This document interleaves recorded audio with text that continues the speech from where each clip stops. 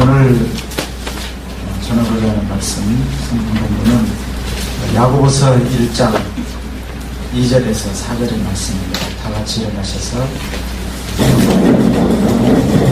공독하겠습니다. 짧은 글이기 때문에 공독하겠습니다. 시작. 내 형제들아, 너희가 여러가지 시험을 당하거든 온전히 기쁘게 여겨라. 이는 너희 믿음의 시련이 인내를 만들어내는 줄 너희가 알리라. 인내를 온전히 이루라. 이는 너희로 온전하고 구비하여 조금도 부족함이 없게 하려 함이라. 아멘. 앉으시겠습니다. 얼마 전 신문을 보니까 탈영병이 많은 군대에 대한 이야기가 있더라고요. 그런데 제가 참 놀랍게 생각한 것은 좀 근무 조건이 편하고 아주 좀 쉬운 군대가 있지 않습니까? 소위 말해 군기가 빠지는 그런 예비군 비슷한 그런 군대, 그런 그 군대의 병사들이 탈영병이 훨씬 많다는 것입니다. 사고도 많고. 그런데 좀 군기가 굉장히 세고 좀 상당히 혹독한 근무 조건에서 있는 그러한 부대일수록 더 탈영병도 적고 사고도 적다. 이제 그런 그 기사입니다. 저는 제가 군대에 갈 때도 마찬가지였고 제 아이를 군대에 보낼 때도 한 번도 어디에 전화를 해보거나 소위 말해 어떤 힘을 써본 일이 힘도 없지만요. 또 주변에서 누가 내가 어디 부대 사단장을 잘 아는데 전화 한 통화 해줄까 뭐 그런 그 이야기도 있었습니다만은 다 거절했었습니다. 왜냐하면 그저 되는 대로 간다. 사람은 그냥 하나님을 안 믿더라도 기본적으로 운이라는 것이 있는 것이고 그 운에 모든 걸 다 맡기자 이런 식으로 상식적으로 생각을 했거든요.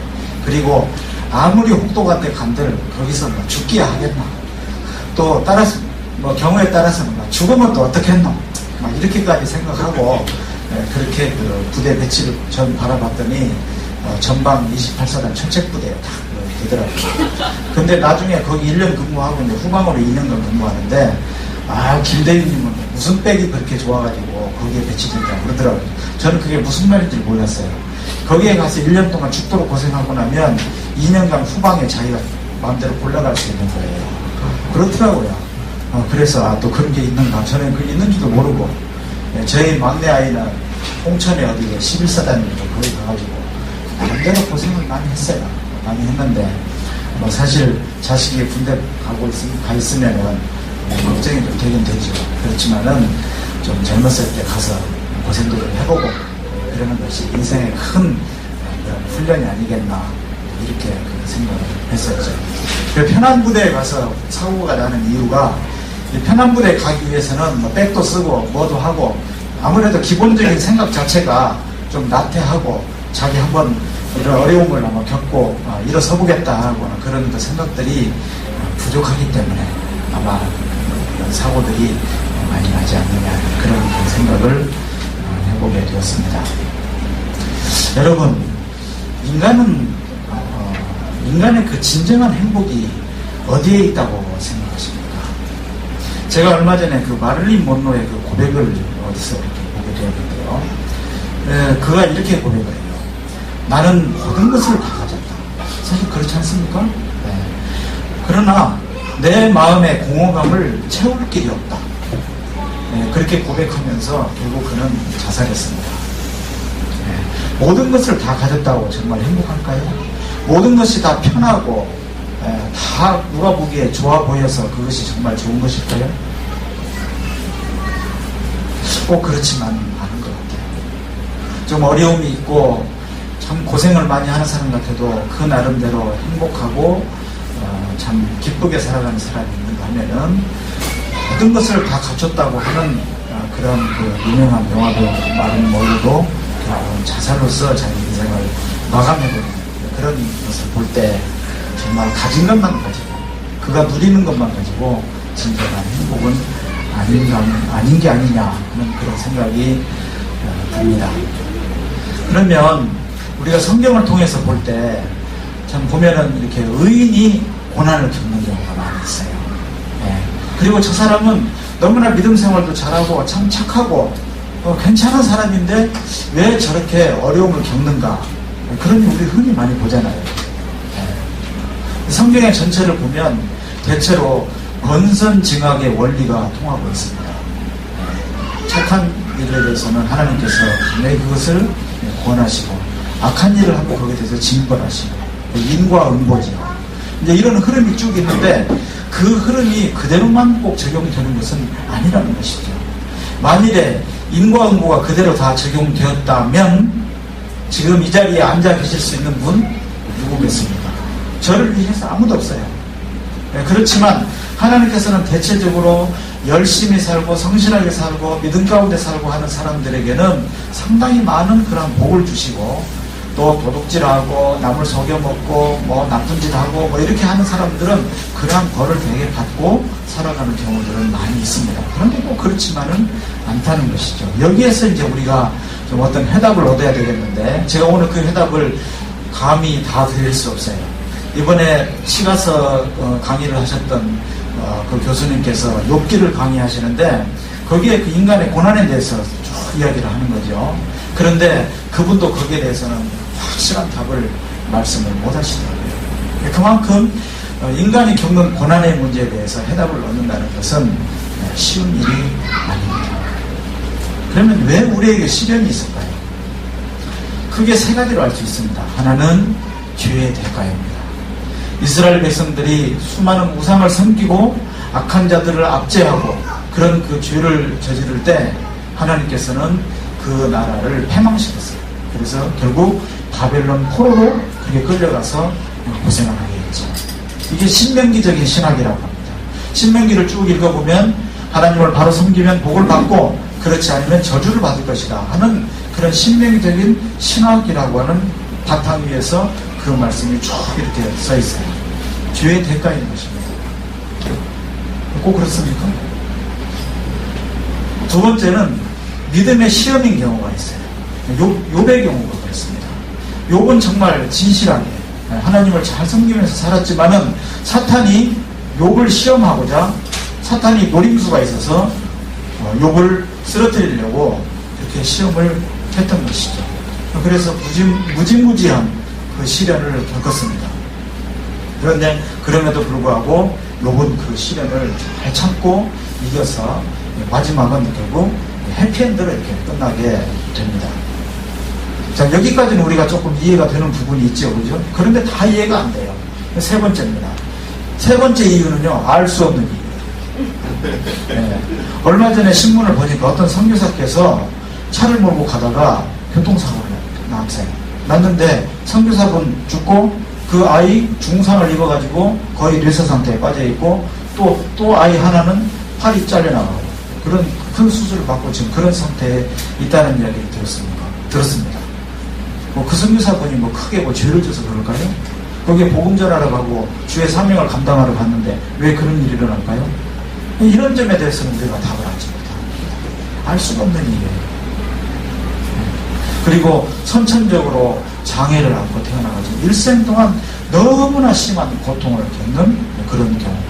그 다음에 어떤 난치 질환으로 제가 병원에서 진료를 해보지만요, 환자분들한테 그거 안 낫습니다. 그 이야기가 대부분입니다. 이거 안 낫는데요, 조금 치료해가지고 이만큼 좋아지면 그거라도 감사하게 생각하십시오. 그렇게도 안 되는 경우도 많습니다. 처음부터 초로 딱 칩니다. 왜냐하면 안 낫는 병이 너무나 많기 때문에 그래요. 왜 의사는 병도 못 고치면서 이제 돈을 받아요. 이런 식으로. 좀 이상하죠, 그죠? 치과 선생님 어떠신지 모르시나요? 어떻습니까? 맞습니까? 네, 그래도 치과 선생님은 뭐라도 이렇게 해서 작품을 만드시더라고요. 아니면 이거 일을 심기라도 하든지. 네, 근데 이 양방에서는 그러지 못한 경우가 참 많거든요. 책을 보면 이 병의 원인은 unknown, 모른다. 이 병의 치료는 없다. 네, 그게 거의 대부분이에요. 네, 그런 병으로 고생하는 사람들이 얼마나 많습니까? 우리가 거기에 대해서 이 병이 왜 생겼는지 의학적인 이유는 알지만은 영적인 이유, 어떤 신학적인 이유에 대해서는 우리가 잘 알지 못합니다.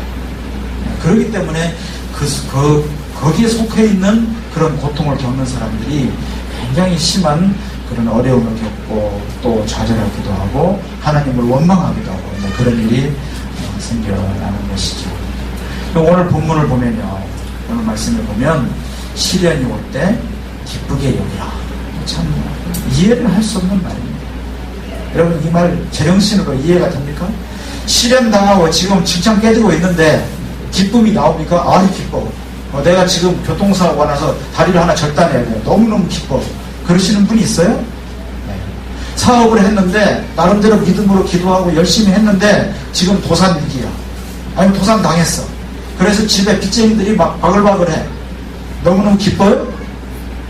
그럴 수가 없는 거예요, 사람이라면. 저는 이런 성경 말씀 볼 때마다 어느 때는 약이 오르더라고요. 뭔데 지금 기뻐하라고. 시련이 오거든 기도해라. 차라리 그러면 기도해야지. 시련이 오거든 어디 가서 드럼통이라도 뚝 부수면서 좀 속의 스트레스를 풀어라. 그러면 그 말이 이해가 되겠는데, 기쁘게 여기라?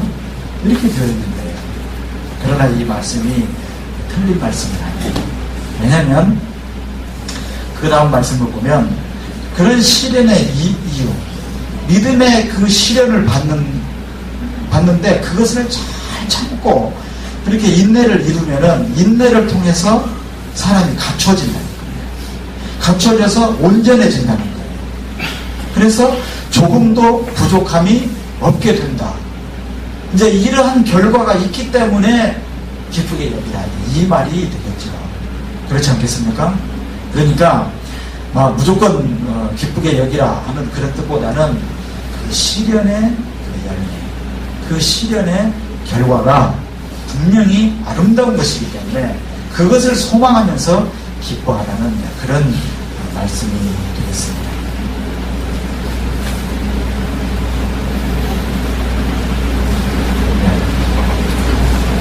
제가 오늘 세 분의 중요한 인물을 좀 소개하고자 합니다. 지금 이 사진에 나오는 분은 빅터 프랑클이라고 하는 오스트리아 사람입니다.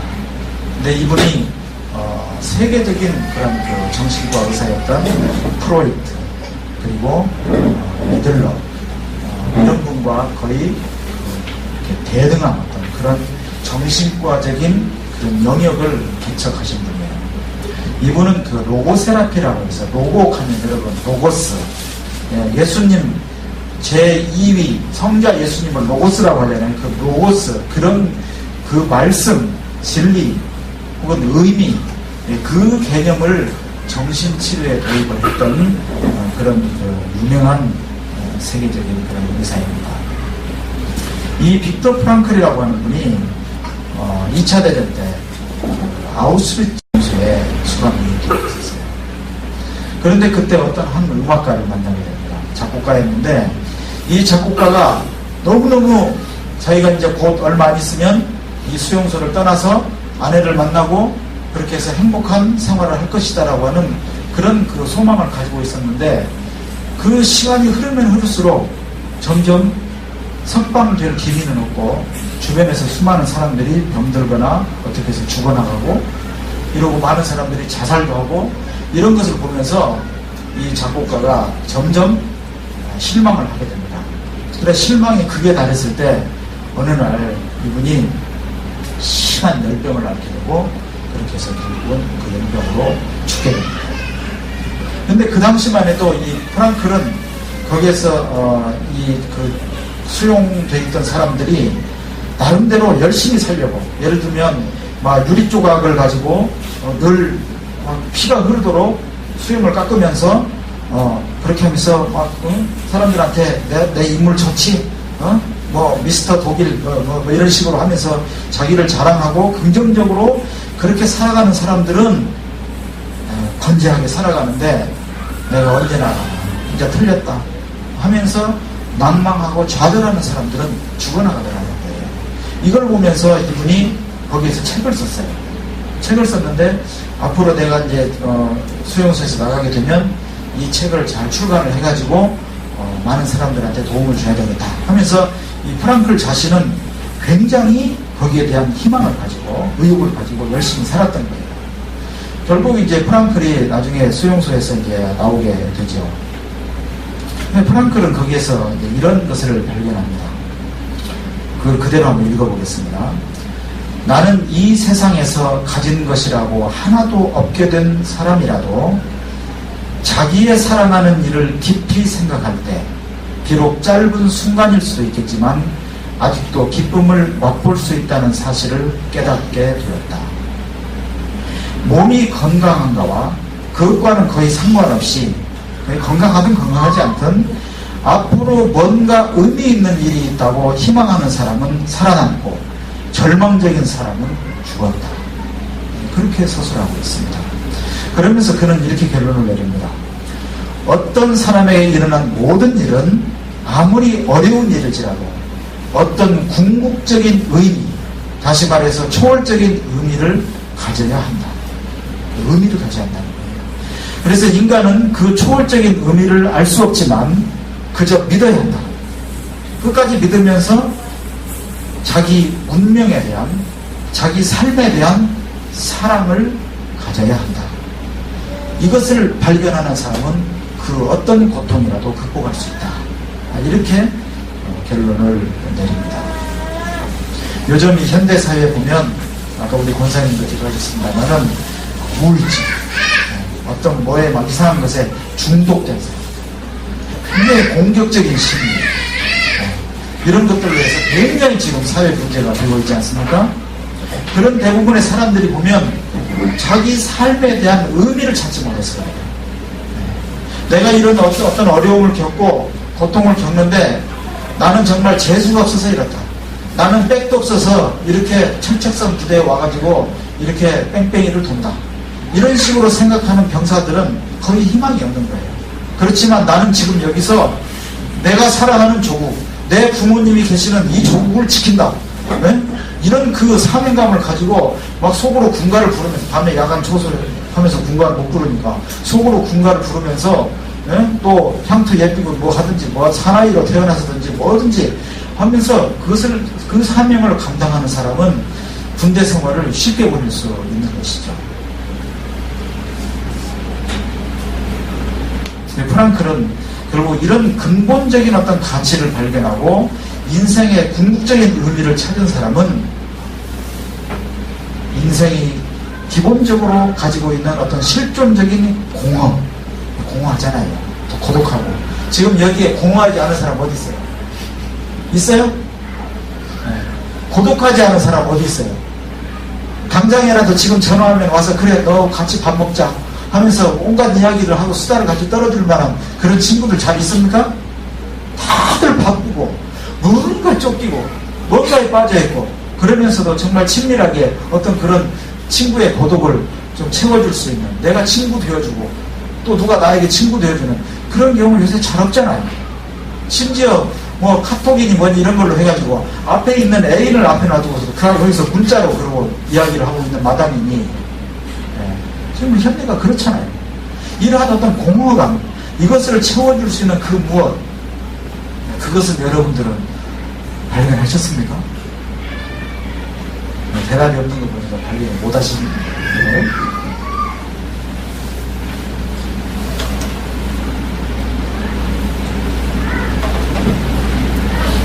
제가 이제 닉 부이치치라고 하는 분을 소개하고자 합니다. 이분의 병명은 해표지증, 해표, 바다표범, 팔다리 지랄 때 지증. 그러니까 표범이 뭐 이렇게 다리 같은 거 잘 없잖아요, 그죠? 네, 날 때부터 이렇게 태어났어요. 지금 팔이 없습니다. 다리는 오른쪽입니까? 왼쪽입니까? 왼쪽 발만 지금 붙어 있습니다. 이 닉부이치치라고 하는 사람이 1982년도 호주에서 출생했는데요. 목사님의 자녀로 태어났습니다. 네. 그런데 여러분 바로 그런 생각 안 들어요? 와, 어떻게 목사님의 가정에 이러한 불행이 있을 수 있을까? 네. 하나님을 잘 믿는다면 어떻게 이런 일이 있을 수 있을까? 이렇게 생각하기 쉽잖아요. 그러나 생길 수 있어요. 목사님들이 예를 들면 보잉 747 비행기를 한 500명이 타고 어디 프랑스에 여행을 간다 칩시다. 그런데 갑자기 뭐 엔진이 고장이 나서 추락했어요. 거기 목사님 한 분이라도 살아남을 수 있습니까? 제가 보기에는 다 죽어요. 네? 거기 목사님들이 탔으면 비행기가 떨어지다가도 위로 올라가야 되는 거 아닙니까? 그렇지 않아요. 우리 기본적인 상식은 그래요. 물론 하나님께서 특별한 역사를 일으키시면은 살아날 수도 있어요. 그러나 대부분 그렇지 않다는 것입니다. 이분이 3번 자살을 시도합니다. 근데 다 실패했어요. 결국 그는 자기 자신을 받아들이기로 합니다. 그러면서 내가 나를 사랑하지 않으면 누가 나를 사랑하겠는가, 이런 깨달음을 얻어요. 그래서 내가 비록 몸은 이렇게 생겼지만 그래도 신이 계신다면 신이 나에게 허락하신 자그마한 어떤 그 무엇은 있을 것이다. 거기에서 내 의미를 찾자. 이렇게 하고 결국 그는 최선을 다해서 한번 인생을 살아보기로 하고 자기를 사랑하기로 결심합니다. 그래서 이분이 정말 제가 한번 읽어볼게요. 제가 다 외우지를 못했어요. 드럼을 잘 칩니다. 팔도 없는데 드럼 쳐요. 발로 치더라고요. 발로. 책상 위에다가 드럼을 올려놓고 그 위에 책상에 올라가서 발로 치는데 아주 잘 쳐요. 축구, 기가 막히잖아요. 저 발로 공을 차고 다니는 거예요. 수영, 팔도 없는데 어떻게 수영을 해요? 수영 잘해요. 서핑까지. 저더러 서핑하라 그러면 저 안 할래요. 무서워서 어떻게 해요? 서핑. 골프. 골프를요, 골프채를 입에 물고 하는데요. 낚시. 지휘. 그리고 저분은요, 특별한 어떤 은사가 있더라고요. 왜냐면 말을 잘해요. 저분이 강연하는 걸 들어보니까 너무 감동적으로 표현을 잘하더라고요. 저분의 표정을 한번 보세요. 얼마나 밝고, 저 표정하고 저 보시고 저 한번 보세요. 저는 이건 아니잖아요. 저는 좀 사갔잖아요.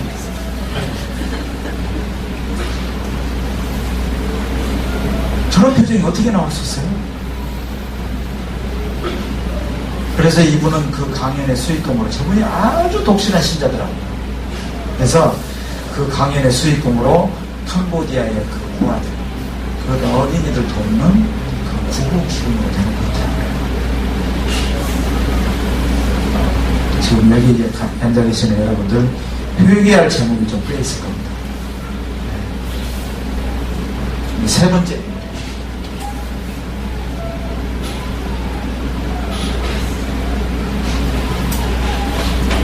김혜영 씨가 나옵니다. 이분은요, 딸로 태어났어요. 따님 아닙니까? 그죠? 태어났는데 그 아버지가 태어난 그 갓난아이를 술을 잔뜩 먹고 와가지고 딸이라고 오만 저주를 퍼부으면서 그 아이를 들어가 던진 거예요. 그래 척추가 부러졌어요. 그래 이 아이가 자라지 못했어요. 기껏 자란 게 134cm. 그러면서 학교를 못 다니니까 그 당시에 그 소위 식모살이, 월 2만원, 만원 이렇게 받고 식모살이를 하면서 전전히 공격을 했어요. 그래서 이분도 자살을 하려고 그런 마음을 먹고 눈물 속에서 살았어요.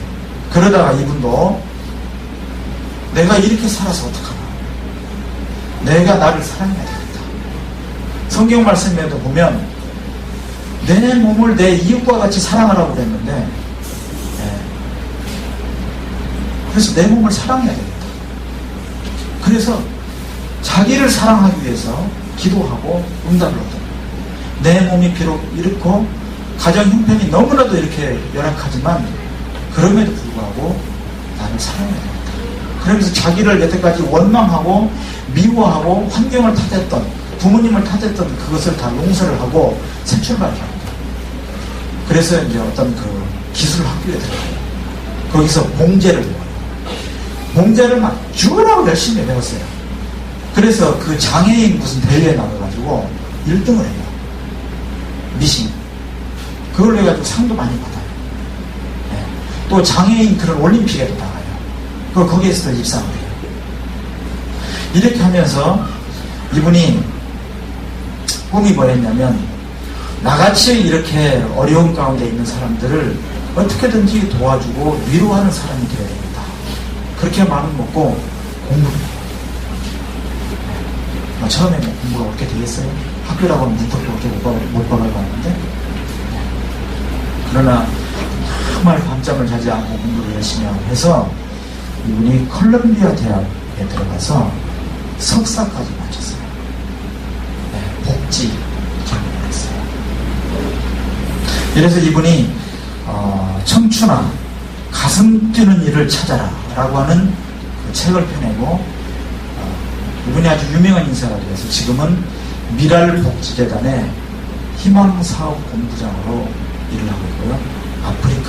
아프리카 지역에서 그 불쌍한 어린이들을 돕는 일을 그렇게 하고 있습니다.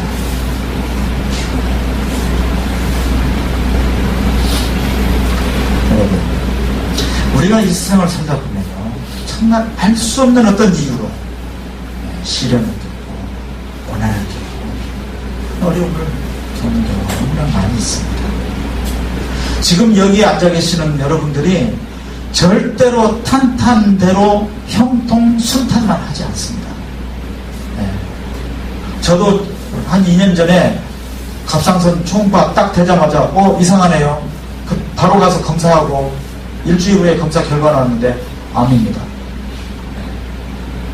저에게 앞으로 갑상선 암으로 끝나라는 보장이 없어요. 제가 앞으로 위암이 걸릴지 폐암이 걸릴지, 여러분 여기 계시는 분이 뇌암이 걸릴지 백혈병이 걸릴지 알게 뭡니까? 오늘 예배 마치고 가다가 교통사고 나서 부고장 날라고 하죠. 어떻게 합니까? 아무도 몰라요. 우리에게는 항상 고난이 있을 수밖에 없어요. 확률적으로도 있고요. 또 하나님께서 뜻하신 바와 같은 뜻으로도 우리가 고난을 겪을 수 있어요. 또 알 수 없는 어떤 이유로 고난을 겪을 수 있어요. 그럴 때 그 모진 어려움을 겪는다 할지라도 우리가 믿음으로 승리해야 되지 않겠습니까? 다윗을 보십시오. 왕으로 기름 부음 받고 탄탄대로였습니까? 아닙니다. 그때부터의 그 신세가 비참하게 됐어요.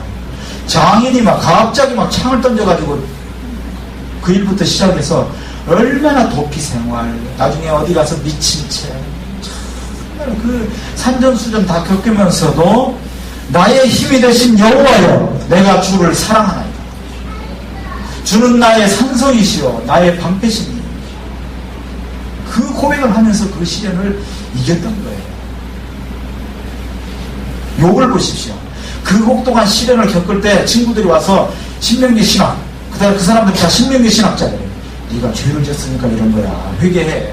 계속 말도 안 되는 이야기 하잖아요.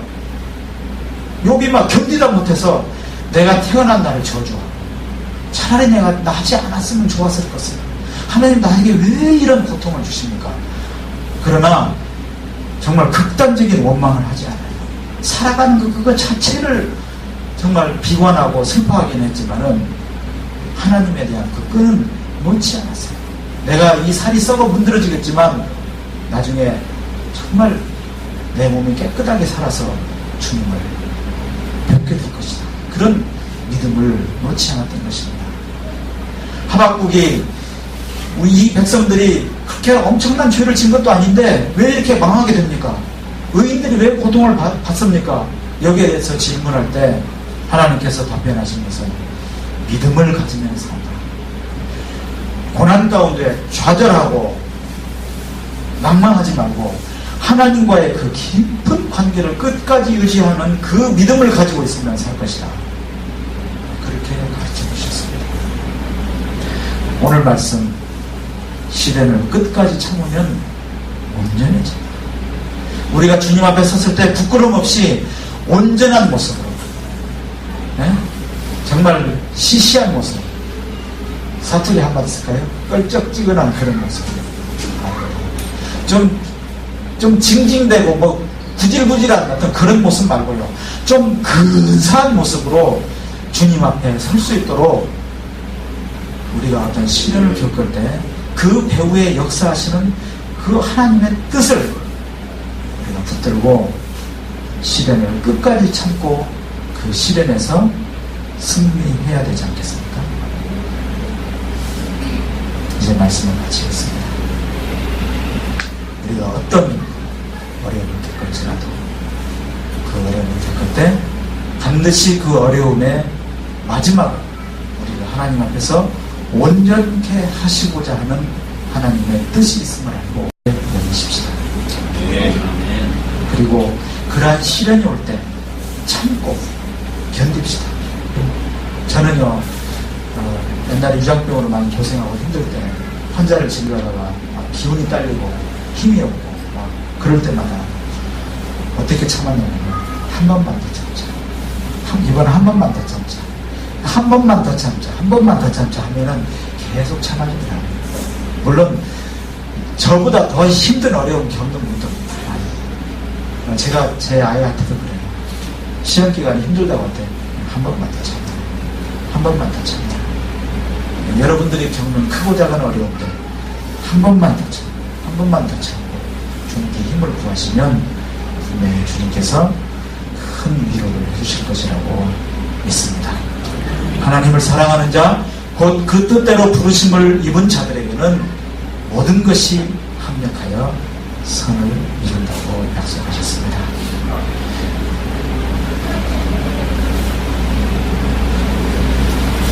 이제 우리 다 같이 이 말씀을 같이 봉독하고 말씀을 마치도록 하겠습니다. 시작. 내 형제들아, 너희가 여러 가지 시험을 당하거든 온전히 기쁘게 여기라. 이는 너희 믿음의 시련이 인내를 만들어내는 줄 너희가 알미라. 인내를 온전히 이루라. 이는 너희로 온전하고 구비하여 조금도 부족함이 없게 하려 하리라. 기도하겠습니다.